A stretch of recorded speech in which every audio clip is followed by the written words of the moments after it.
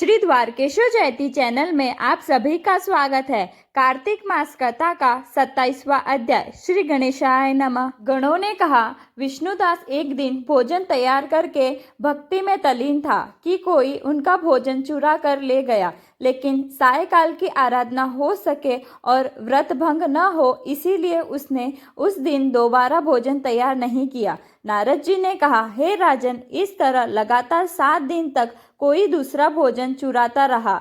तब वह हैरान होकर सोचने लगा कि यह तो बड़ी विचित्र घटना है कि न जाने कोई हर रोज मेरे भोजन को चुरा कर ले जाता है। फिर भी इस देवस्थान को छोड़ना नहीं चाहिए। अगर मैं भोजन बनाकर खा लेता हूँ तो देर हो जाएगी और पूजा छूट जाएगी, अतः मुझे भोजन बनाकर तुरंत खाना नहीं चाहिए। बिना भगवान को भोग लगाने के वैष्णवों को भोजन नहीं करना चाहिए। अगर 7 दिन बिन भोजन के बीत गए हैं तो आज का दिन और सही। आज मैं भली भांति भोजन की रक्षा करूंगा और देखूंगा कि हर रोज इसे कौन चुरा के ले जाता है। ऐसा सोच विष्णुदास भोजन के पास ही चिपक कर बैठ गया। उसने थोड़ी देर बाद देखा कि वहां पर एक चांडाल आया, जिसका शरीर अत्यंत दुर्बल था। उसके शरीर पर केवल चमड़ी ही चमड़ी दिखाई देती थी। जब वह चांडाल भोजन चुरा कर चल दिया तो विष्णुदास ने उसे पुकारा, हे भाई, यह रूखा भोजन ले जाकर क्या करोगे?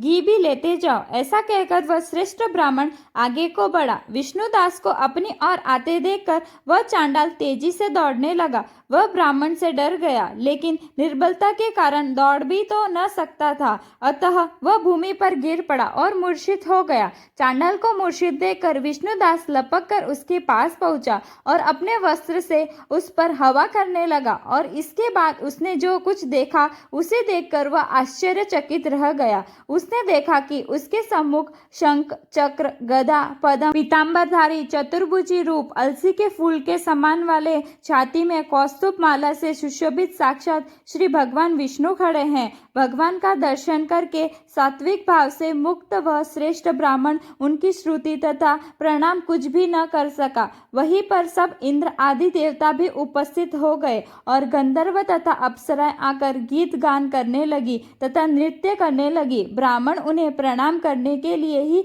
उतावला हुआ, त्यों ही वहां संपूर्ण देव, गंधर्व और अप्सराएं आ गई। नृत्य संगीत होने लगे। विष्णु भगवान ने अपना स्वरूप ब्राह्मण को प्रकट कर उसका आलिंगन किया और दिव्य विमान में बैठाकर उसे वैकुंठ ले गए। दिव्य विमान में ब्राह्मण को विष्णु जी के साथ जाते हुए चौल राजा ने भी देखा। उसने अपने गुरु आचार्य मुकदल को कहा कि मैंने जो यज्ञ आदि किए हैं वे सब व्यर्थ हुए। जितनी दान दक्षिणा मैंने ब्राह्मणों को दी वह असफल हुई। विष्णु भगवान के दर्शन नहीं हुए। विष्णुदास ब्राह्मण ने केवल श्रद्धा से भक्ति की। उसके प्रभाव से विष्णु भगवान ने आकर उसको दर्शन दिए। इसीलिए भक्ति ही सर्वोपरि है। मुझे भगवान विष्णु के दर्शन के लिए राजकाज त्याग कर भक्ति करनी चाहिए। राजा के कोई पुत्र न होने के कारण उसने भांजे को राजगद्दी का अधिकारी बना दिया और आप विष्णु भगवान की भक्ति करने लगा। बहुत काल तक भक्ति करने के बाद भी विष्णु जी ने दर्शन नहीं दिए तो वह अग्नि कुंड में पड़ा। अग्नि में प्रकट होकर विष्णु भगवान ने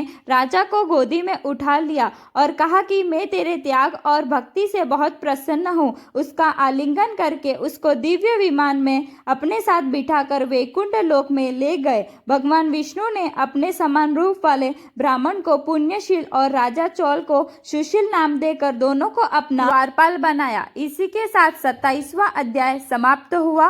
ओम नमो भगवते वासुदेवाय। श्री कृष्ण गोविंद हरे मुरारी, हे नाथ नारायण वासुदेवा।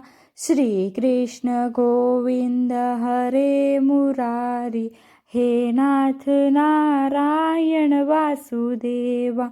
श्री कृष्ण गोविंद हरे मुरारी, हे नाथ नारायण वासुदेवा। बोल कृष्ण कन्हैया लाल की जय। बोल मोर मुकुट बंसी वाले की जय। राधा रानी सरकार की जय। तुलसी महारानी की जय। जय श्री कृष्णा।